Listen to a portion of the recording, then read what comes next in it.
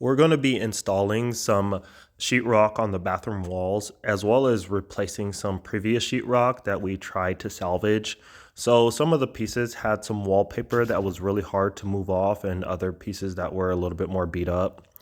And also, I wanted to take this opportunity to install blocking for the toilet paper rollers so I don't have to find the exact studs, and it'd be really easy to screw into the wall after the sheetrock's on. So the toilet paper holder is approximately 26 inches off the ground. So I put 2x6 blocking there, so there shouldn't be any issues whenever I need to install that.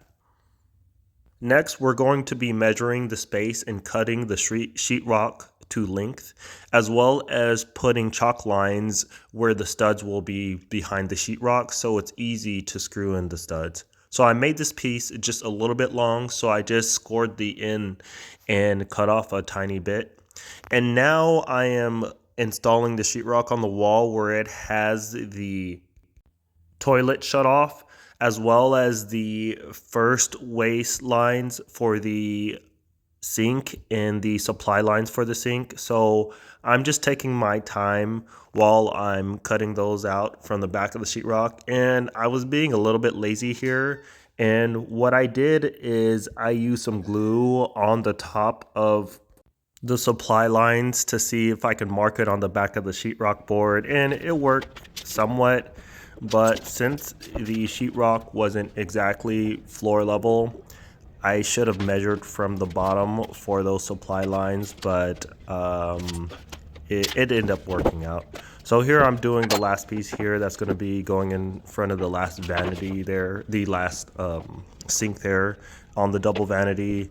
And I'm going to use the same method. I'm going to put glue on the end of the supply lines and then see if I can line it up with the back of the sheetrock board, and they'll make a couple of little dots there. And also I'll do that with the waistline after I cut the initial supply line circles out. And for cutting the circles out, I'm just using my drill and using a 1-inch drill bit there. They are exactly about the size of the supply lines for those pieces with the cutoffs, with the caps on top of it. So here I am putting in the holes, and then next I'm going to be doing the waistline there. And I wanted to use my laser level here. I think it just made it easier, so that way I can get a truer sense of how high the hole needed to be and make sure I was on point. So you'll see me turn my laser level on to give me a little bit more of an accurate measurement when doing the waistline there. And I was pretty confident after doing the laser level that everything was going to be flush when it was all said and done.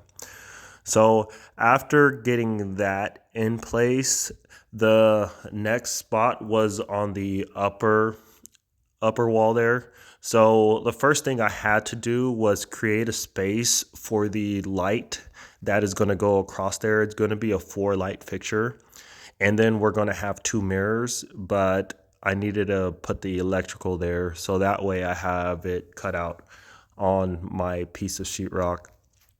And as well as making sure everything is plumb and marking out lines along the top there so it's easy for me to find the studs when I put up the piece of sheetrock.